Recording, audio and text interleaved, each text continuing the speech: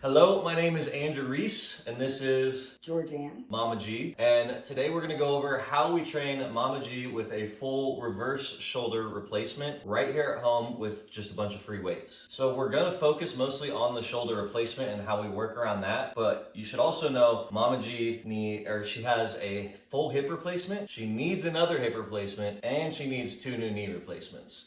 So there's absolutely no excuse for anyone. So what is a reverse shoulder replacement? So normally you've got the ball and it's not really a ball and socket, kind of, but it's like a ball on a golf tee where your humerus, this bone is the ball, and then this is the golf tee. Like these bones up in your shoulder are normally the tee, and that's the ball. So in a reverse shoulder replacement, everything is turned around. So they cut off the ball on this humerus. They made it flat here. They drill the ball into this part of her shoulder. So she's got a ball here, and now the golf tee sits like this, and her arm moves around the ball like that.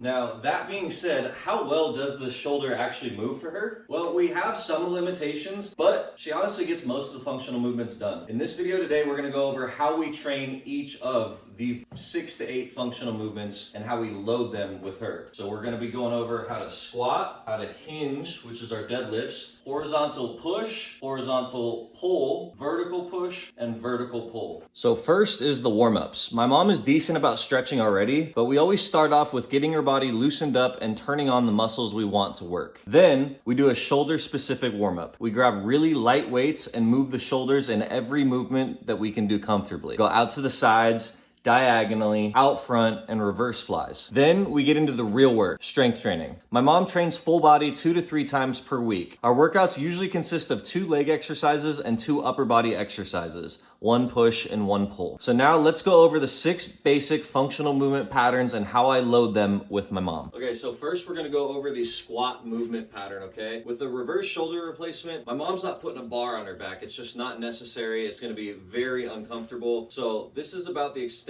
we get to with squats. We started with assisted squats and bodyweight squats, and then we started loading it with just a little bit of weight. Sometimes we'll do some heel elevated squats where we'll really work on getting her butt even lower, but these are fine for a nice flat ground regular goblet squat. Now technically lunges and split squats are part of the squat movement pattern, but with her knee issues and hip issues we haven't gotten there yet. We might never get there, we'll see. But we're gonna start eventually with some assisted, maybe just lunges at like a half range of motion and start working her up from there. That'll be the other way we hit our squat movement pattern. So second is the hinging movement pattern, okay? This is our deadlift movement pattern. My mom has no issue carrying things in her hand, so we can pretty much load this like normal all the time. These are just regular Romanian deadlifts. This is gonna work her hamstrings and glutes really well and strengthen her back a lot. Sometimes we have her doing rack pulls where we're bending the knees a little bit more and just picking up as heavy of weight as possible as well. So now we're getting into the juicy part, which is our upper body stuff with this shoulder replacement. So first we're gonna start with our horizontal push movement pattern. So that would be push-ups and bench press.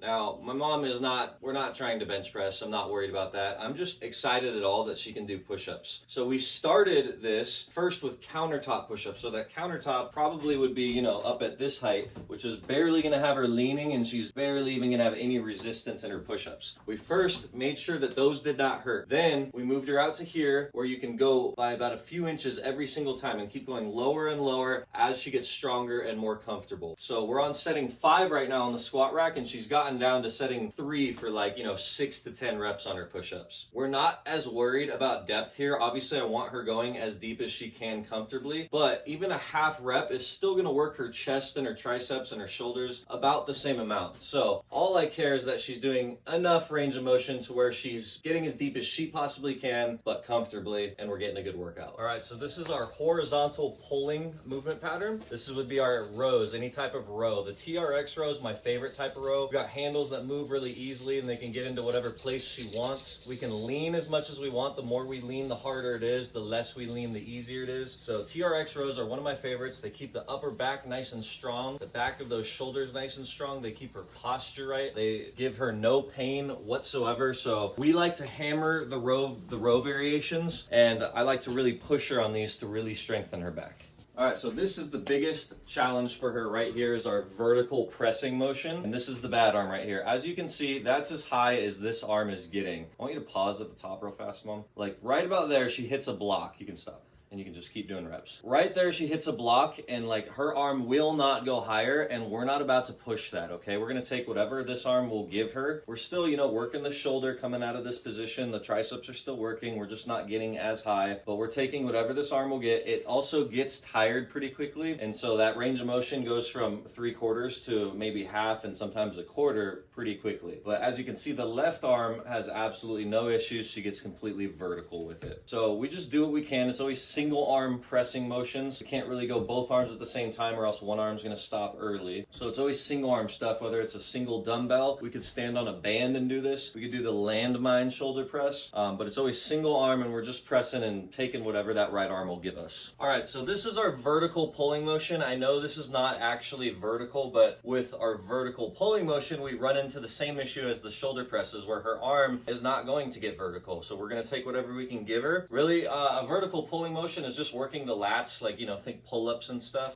So we're gonna get her as close to vertical as we can. Sometimes I'll scoot her a little closer to the to where the band's coming from. That'll make the angle a little more vertical, but we never truly get to vertical. And again, I'm just gonna take whatever she will give us right here. So we're just trying to pull as vertical as we can. So as you guys can see, even with a reverse shoulder replacement, a hip replacement, needing another hip replacement, and needing 2 knee replacements, we can still find a way to gain strength, build muscle, and burn fat. If you, your mama, your dad, your grandma, or your grandpa want to build muscle and burn fat but have major injuries to work around, make sure to comment on this video or reach out to me on Instagram at Reese's Pumps, and I'll get a hold of you ASAP.